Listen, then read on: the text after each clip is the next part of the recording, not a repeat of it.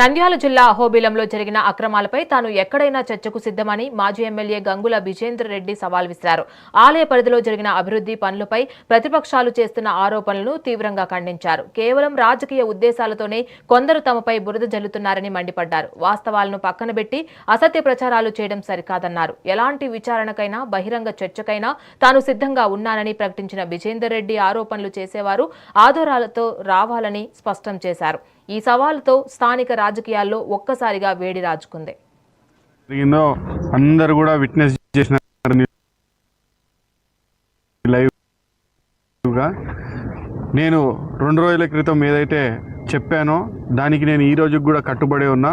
అహోబిలంలో జరిగిన అక్రమాలకి అన్యాయాలకి నేను ఇచ్చిన ఎవిడెన్సులు 100% కరెక్టు. దాని మీద చర్చకి నేను ఎక్కడికైనా సిద్ధము, ఎప్పుడైనా కానీ సిద్ధమే. ఈరోజు ప్రభుత్వం మీ చేతిలో ఉంది, మీరు పోలీసులు మీ చేతిలో ఉన్నారు. మీరు పోలీసులతో మాట్లాడుకొని మీరు మాకు టైం ఇప్పియండి.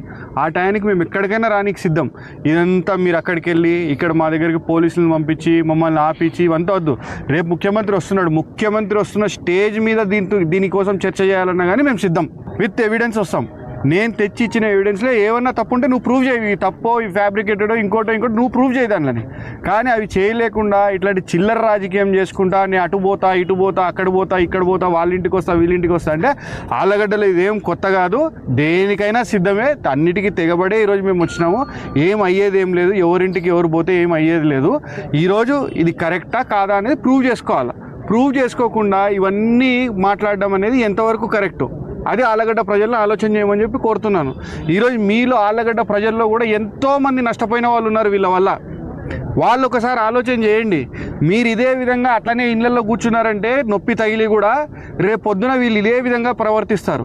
ఈరోజు మీరు అందరూ కూడా కళ్ళు తెరవాలా, బయటికి రావాలా. వీళ్ళు చేసే అరాచకాలు, వీళ్ళు చేసే అన్యాయాలు ఆళ్ళగడ్డలో బయట పెట్టాలా.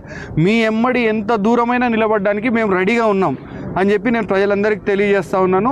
ఇది ఒకటే నేను కోరేది, ఎక్కడైనా మేము ఈ చర్చకు సిద్ధపడి ఉన్నాము.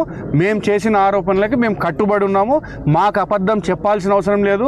ఆ దేవస్థానాన్ని మేము మా కుటుంబం కానీ మేము కానీ ఎంతో ఆధ్యాత్మిక దృష్టితో ఎంతో అభిమానంతో మేము అహోబిల లక్ష్మీ నరసింహస్వామిని కొలుస్తూ ఉంటాం. కాబట్టి మాకు ఆయన విషయంలో పెట్టి రాజకీయం చేయాల్సిన అవసరం లేదు.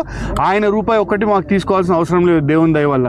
కాబట్టి ఇలాంటి చిల్లర రాజకీయాలు మానుకోమని చెప్పేసి ఈరోజు అధికార పక్షంలో ఉన్న ఎమ్మెల్యే అఖిలకి మేము చెప్పడం జరుగుతూ ఉంది. ఏదైతే సంఘటన జరిగిందో